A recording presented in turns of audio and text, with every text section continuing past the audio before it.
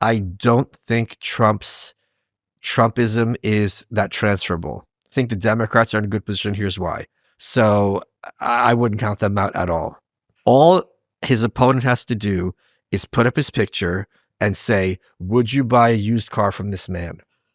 Michael Malice recently went on Peter McCormick's show to reveal what will come after Trump in 2028. Prospective presidential candidates in 2028 that will vie for the presidency and likely take over the Oval Office. Let's take a look at this. Please like the video and subscribe to the channel. How are things in America? I think I'm optimistic. Okay. We dodged a bullet with Officer Harris. Mm-hmm. I think people, it's sometimes, I'm sure you've had the same experience. Sometimes social media is physically painful. Mm-hmm. My point is, Trump, she had like 100 days to run a campaign. She was, I'm sure you probably saw my Rogan clip, a literal retard. Yeah. He only beat her by 2 points. Now, a lot of people are like, oh, who cares? It doesn't matter. I'm like, it doesn't matter in terms of winning this race. But if you have like the weakest candidates the Democrats have ever fielded, and she still gets 48%, and Trump, who had all sorts of things in momentum in his favor, like this is a really bad starting point for you for 2024. Because the next Democratic candidate has to be just 1% better, and if the Republican is 1% worse, you lose. So don't pat your. I was on Gutfeld, Fox News, my first time back after quite some time. And he was doing a monologue about how the Democrats can't win because they're for everything terrible. I think he was saying that verbatim. And I forget who the first person was, and he was agreeing with Greg. Then it goes to me, and there's a live studio audience of boomers, and I'm like, oh God, they're going to call me a communist. And I said, it's not even the end of the first quarter, and you guys are spiking the football.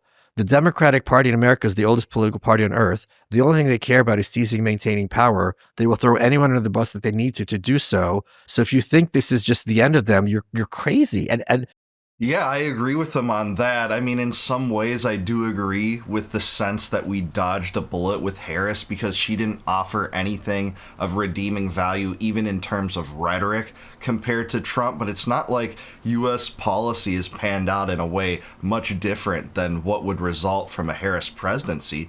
We still have the same endless wars, some of which have started since Trump took office. We have endless spending, endless debt, $37 trillion of debt. We'd still have the central bank. We'd still have the same tax brackets and the IRS extortion apparatus. So yeah, I mean, some of Trump's rhetoric was actually good, and that's why people elected him. But he's proven to be a fraud and charlatan, so it hasn't really manifested in a big policy change. You know, some things are different. USAID was eliminated.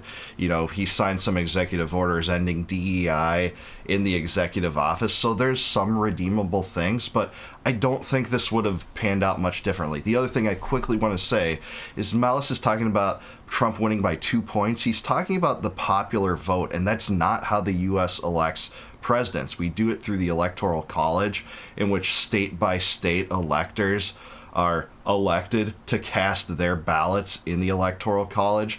And Trump won most of those swing states more than by 2 points. Some of them were extremely close, but it's not right to just, you know, take that, the national popular vote that resulted from this race, and just apply it in this way.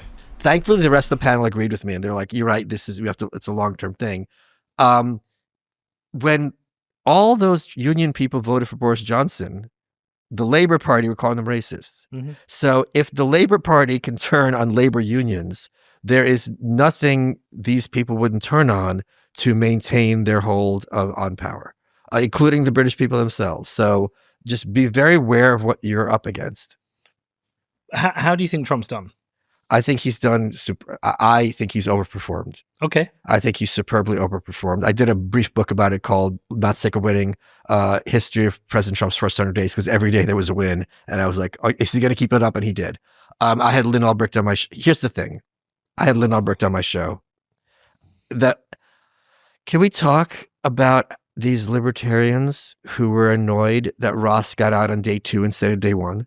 I mean, I've got the t-shirt, free Ross day 1. And I don't get it. I mean, he's out. And not only commuted, pardoned. Yes. It was really funny because she gave him Atlas Shrugged, Lynn. And I said to her, can you be a normal mom, give him the Turner diagram or something like that? and also people yelling at Angela McArdle, who's had the party, and it's just like, how can you align with this guy? It's like, you saved a life. There's this Jewish expression: you save a life, you save the world. Like, go to Lynn Ulbricht and tell her, fuck you. I'd rather your son be in jail for doing nothing. Are you like, what are you talking about? So that, I think, is the fact that I had his tweet 4 years ago, yelling at like the Republican Party funds NPR and PBS every single year. And I quote tweeted myself, I go, boy, what an idiot. I was so wrong. They defunded NPR, which is like the BBC here, sort of, but it's worse than the BBC because the BBC does a lot of quality documentary work. When they question politicians on both sides, they get tough. You have tough interviewers. NPR is pure, hard left, Jeremy Corbyn style propaganda. And the Republicans were funding this in perpetuity. That's gone. The fact that there's so many things that he was repealing executive orders from LBJ, the late 60s era, was just shocking.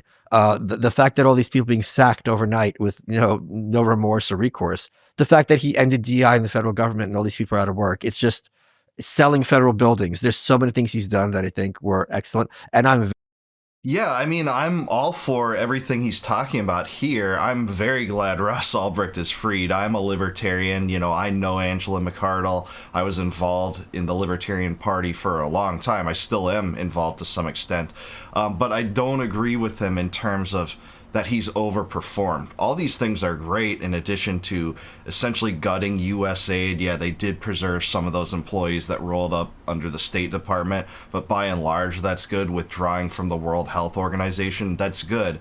But I think in the big picture things, in terms of the wars, not ending the war in Ukraine, continuing to bankroll the genocide in Gaza, the starvation campaign in the name of the Greater Israel Project there is unconscionable.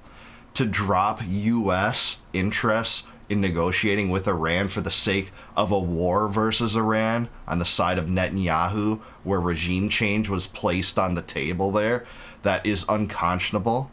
To continue this ludicrous spending spree despite saying that you would cut spending in government, and now you're going to drag Massey for continuing to hold you accountable for that, and the Republicans. It's just absurd. The Epstein cover-up, there's too many things that have gone wrong. But Ross being freed is a big deal. Ross Ulbricht, creator of the Silk Road, behind bars for creating a website in which other people broke the law by trading drugs. That's what happened there. He didn't deserve to be behind bars. I'm so glad he's free too. I know his mother, Lynn Ulbricht. I've helped her a little bit throughout the years publicize that, and I couldn't be happier about that. very, very hopeful. Very hopeful. I'm not saying optimistic, not the same word, hopeful, as I'm sure every single person listening to this is, that he brings peace between Ukraine and Russia and that the bloodshed there stops. Hillary Clinton even said, she goes, if he can do this without Ukraine ceding territory, which is not going to happen, he should get the Peace Prize. But if she's at least, in that vein, like, let's all knock on wood. Yeah, but that says and is telling that he hasn't fulfilled that. He said he would do it on day one. And Hillary Clinton said she was really happy with how he's handling that situation. And that should be the biggest red flag, that Hillary supports his policy in Ukraine. Talking security guarantees with Ukraine now seems like a deliberate way to poison the well of any prospect of peace with Russia.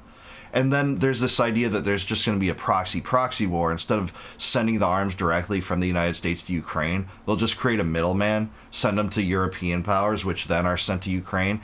That's still a proxy war against Russia. We don't want antagonism against Russia. Trump hasn't stopped this absurd aid to Ukraine, and he never seems to be willing to do it. He can walk away. He's got the pressure of the military-industrial complex against him, though. I don't think we get a good picture of, we only get the headlines here. Of course. So we don't get a good picture of everything. Oh, okay. Yeah. So in terms of what we've mainly had, and I think if you dig, you would find out a lot of what you've said, but we've basically had the big, beautiful bill and Epstein. That's pretty much what we've had. And then the falling out with Elon, and then the planes full of migrants to Seacot. Yeah, but we're not opposed to that one, are we? But the media the UK has on it is not. They paint it in a very. The media here is very anti-Trump. It's yes, hugely anti-Trump. I have to tell you, I'm kind of almost impressed with The Guardian, because it's almost like the Onion, because it's like a caricature of leftism. It's so ridiculous. It's just like we don't have anything like that in the States. It's not. There's nothing that even NPR wasn't that consistently, stupidly self-parodying. Not even the New York Times? No, the New York Times is very prestigious. It's not written in this kind of HuffPo headline. If you pull up the articles right now for the headlines from Guardian, it's just it would be, if we sat down and like got high and we're like, let's rattle off Guardian headlines, it wouldn't come close to what they actually are. In fairness, one of the lefties from here we go, Noel Clark. Oh, well, that's a perfectly benign one. He went back to experts declare That's also fair. Yeah, fair. Go to the opinion ones though. The op-eds. One of the lefties in Bedford said we have to chase Pete out of town with the copies of our Guardian. That's funny. I like that. That is funny. I was like, I can have a coffee with you. Yeah, I mean, the mainstream media in general is a caricature now, and there's no other better reason why so many Americans are flocking away from it. I think Brits, too, there are dissidents in consumption of the new media instead, exactly because of this, because of how they handled the wars, Ukraine and Israel and the COVID regime, and all these nonsense, narratives that have been sold to Americans, and we're just supposed to swallow it in this new age of media where we have other choices. It's a generational barrier between peoples and how they consume their news, with more younger people gravitating away from the legacy media, which is, in my estimation, the best source of hope we have right now. Can a nation in crisis rely on the baby boomer generation to step up? I think the UK is about to find out. School uniforms are meant to be the great leveler. School uniforms. Yeah. I don't know. Okay. So midterms. What? You got the midterms in a year. They said mid-Thames. No, you got the river with the cocaine eel. yeah, the cocaine. You know about the cocaine eels. You've got the midterms in about it's about a year. They start. It's going to be in 2026. 2026 in November. But the build-up will start after January. Yeah, after January. And then who do you think? Do you think it would be JD who will be the next candidate, or do you think it will be the dynasty? The dynasty? What do you mean? The Trumps. Oh, there's no way a Trump's going to be the nominee. It's not possible. Okay. I think he's referring to Donald Trump Jr., though, by the way, and not Trump himself in saying that, but yeah. I think JD obviously has universal name recognition. I don't think Trumpism is that transferable. If he says JD's my guy, we don't know what Trump's going to be like in terms of popularity come 2028, right? Mm-hmm. Because people listening to this might remember when we had the previous midterms under Biden in 2022, all the people who Trump endorsed in marginal races lost. And he was regarded as basically like a dead man walking. This guy can't win another election. And it was a huge comeback and a turnaround for him. I think the Democrats look very good for the midterms. Okay. Yeah, interesting. I totally agree with Malice in regard to Trump's style, his swagger, his approach to politics is definitely not easily transferable, especially to someone that's more, soft-spoken, well-spoken, seems to be more rooted in, an academic approach like J.D. Vance. And I'm not a fan of J.D. Vance, by the way. His connections to Palantir, his love for Zionism, etc. Tim Dillon put this funnily, if funnily is a term, on the Joe Rogan show. Tim Dillon was on it recently. He said that J.D. Vance, when pressed about this in 2028, is going to have to say, Peter Thiel and Palantir are Satan, and here's why that's a good thing. It was just a hilarious line he put out there. But yeah, I mean, I hope that is exposed, his connections to Palantir and their, systematic approach to expanding the surveillance state and creating a pre-crime program in which algorithms determine who will be guilty of crimes in the future and hold us to account for that without crimes being committed. That's a terrifying prospect. This entity, Palantir, a child of the CIA, received its initial funding from the CIA, and J.D. Vance is a child and protege of Peter Thiel. It's also crazy talking to conservatives. They're like, oh, we won everything. If you have a 3-seat majority in the House, that is not a lot of wiggle room. Mm-hmm. And historically speaking, the midterms very heavily go against the incumbent party. So I don't know what 2028 is going to look like. I think the Democrats are in a good position. Here's why. In 2026, they're going to run candidates from the Hillary Clinton, Joe Biden corporate Democratic hack wing, and they're going to run candidates from the Zohar Mamdani, Bernie Sanders Democratic Socialist wing. And they're going to have real life data who won in these 435 races, and who lost. And then you run a nominee coming from that wing of the party. So that's real data that will be very useful to you. So I wouldn't count them out at all.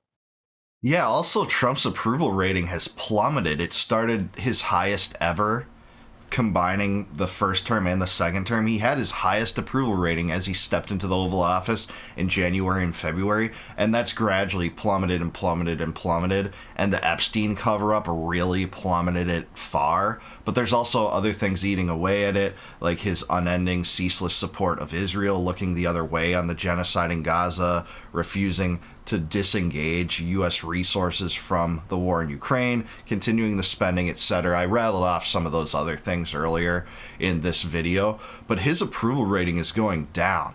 We're not seeing the Democrats actually, in regard to polls, being the sincere beneficiaries of that yet, but that will likely change heading into the midterms, because we know that, Americans don't just stop voting. If they're activists, they generally vote for most of their lives. I hope more and more people get disgruntled and disenfranchised from the political system, but we know when things come closer to the election, Americans generally bite the bullet and vote for the lesser of two evils. I think that will happen with the Democrats in the midterms too. I think that it's likely that they will take back at least the House.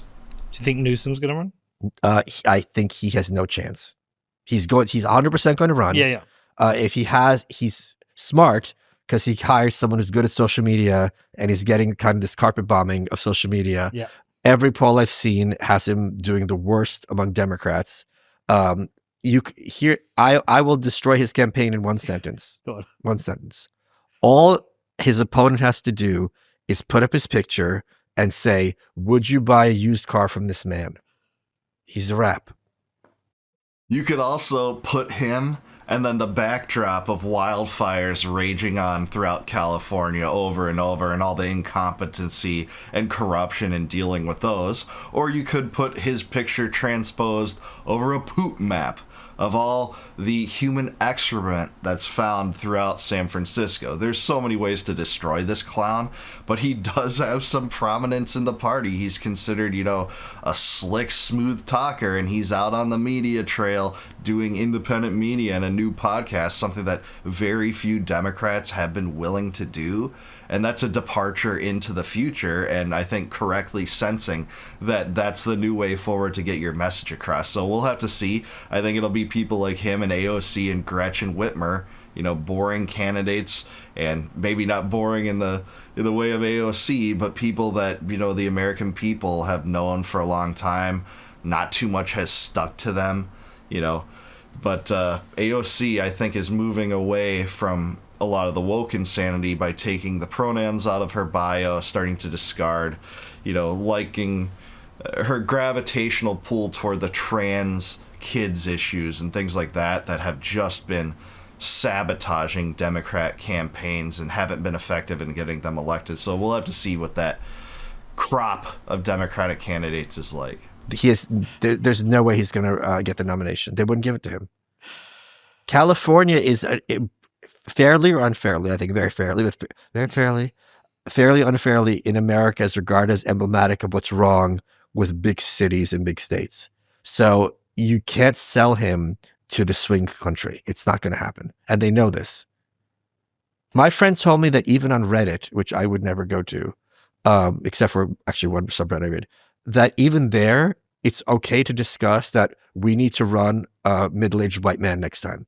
So if they're at that point where they think about strategy, like obviously Newsom would fall into that, but they also know Newsom isn't going to sell in the suburbs. So I think they're thinking strategic, which is really healthy.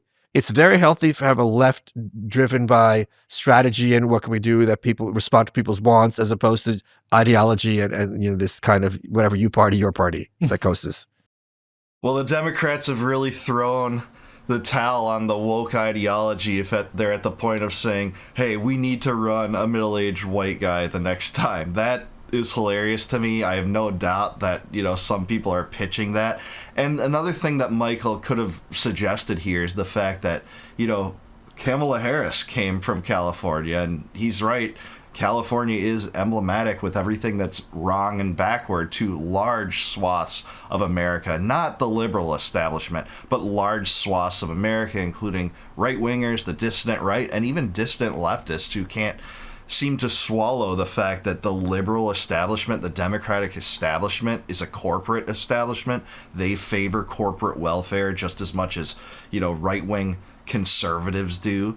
The Trumpians do in buying 10% of Intel, seizing the means of production in the United States, and we're just supposed to sell that as it's good when Republicans seize the means of production in that way. Why not make it 100%? Says maybe many of Trump's surrogates. It's so absurd. But yeah, we'll have to see what happens here. J.D. Vance is treated as the heir apparent by many in the Republican Party that I've seen. But I think he's going to have to answer to the Palantir question. This is not an area in which he can just skirt around, I believe, and it is particularly damning.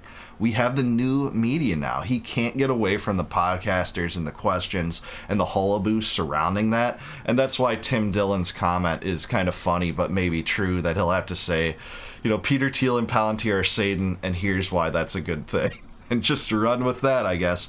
But he's slick. He presents well. I don't like his policy positions on almost everything. That's for sure. Don't have the same, protectionist leanings he does in terms of economics. Definitely not the same war leanings that he does. Although I guess I'll give him credit. He actually pushed back against Hegseth's plan to bomb Yemen endlessly for about a month. He gave in after another day, according to those leaked signal chats. But at the same time, that was better than what Hegseth had said about it. Neocon Hegseth, it seems now, not taking Venezuelan regime change off the table right now, by the way. So we'll have to see how this happens. I would, if I have to pick, I would love the populist energy of Trump to transfer more to like a Vivek Ramaswamy than a J.D. Vance. Vivek has been better on virtually every other issue. I don't think Vivek is great on some things, for sure. Drone bombing the Mexican drug cartels, but I think he's more preferential as a candidate. Of course, the dream for me is Thomas Massie or Marjorie Taylor Greene. They have principle. They've proven it. They've proven it when it's most controversial to do so, like Ron Paul did and Dennis Kucinich did, by the way.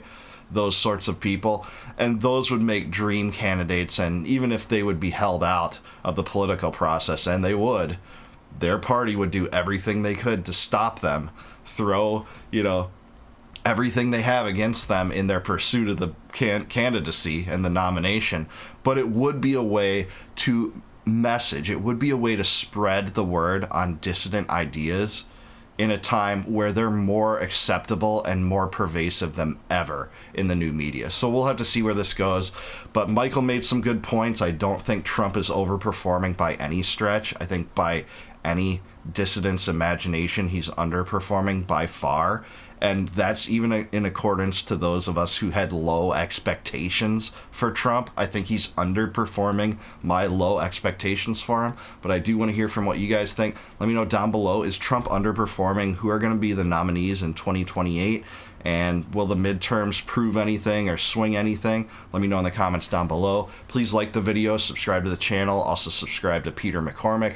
Great interview. Thank you, Peter. And please consider becoming a YouTube member. If you click the join button below, you can help support the channel. And in return, I'll give you access to all my videos before they go live to the general public on YouTube. And until I see you guys next time, no more war, no more debt, no more inflation, and no more empire. Peace out, guys. Catch you in the next one.